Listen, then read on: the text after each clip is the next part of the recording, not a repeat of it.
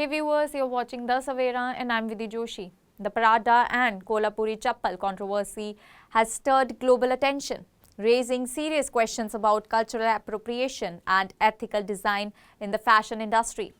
It began when a luxury fashion brand unveiled a new line of open-toe leather sandals at a prestigious fashion event in Milan.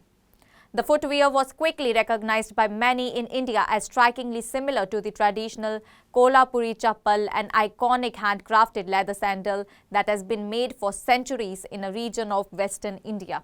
While fashion critics applauded the collection, many in India responded with disbelief and frustration. Social media was flooded with comments pointing out the resemblance, with some calling it a mockery of cultural heritage. For generations, such footwear has been associated with rural or modest lifestyles in India. Now the same design was being showcased as high-end fashion, sold for more than $1,000, while its original version remains widely available in Indian markets for a fraction of the price. This was seen not as a case of global appreciation but as an instance of cultural and commercial exploitation.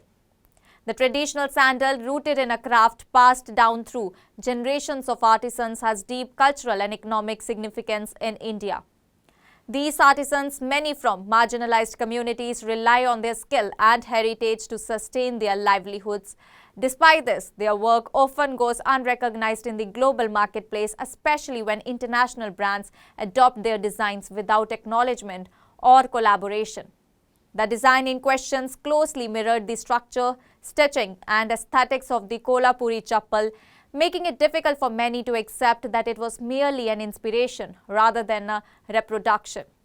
This sparked a wave of criticism not just from the public but from industry professionals, who argued that using such a culturally specific design without credit or compensation reflected a deeper issue of appropriation in fashion.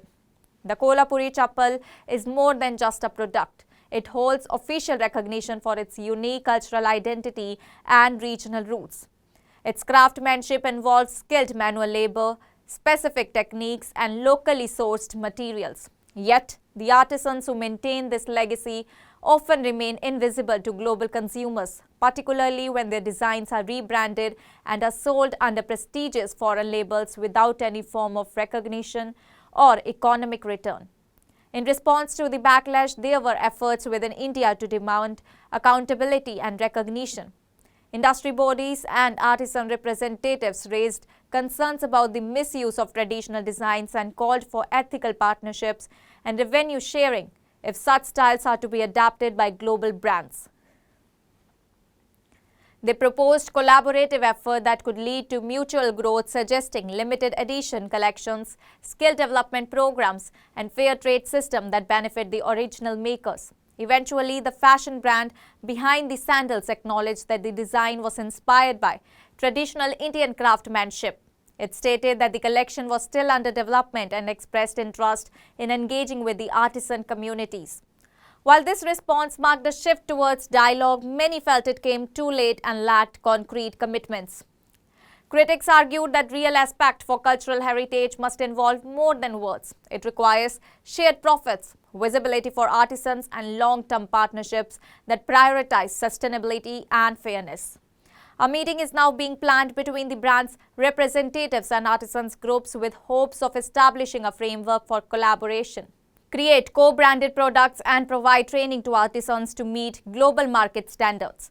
Whether these promises turn into lasting change remains to be seen. At its core, the controversy is not just about a sandal. It is about who gets to profit from tradition, who is remembered and rewarded for creativity, and how cultures are represented on the world stage. For many, the demand is simple. If global fashion continues to draw from traditional designs, it must also honor and empower the hands that have kept those traditions alive. That's all for now. Stay tuned to The Savera for more updates. Do like, comment and subscribe to the channel.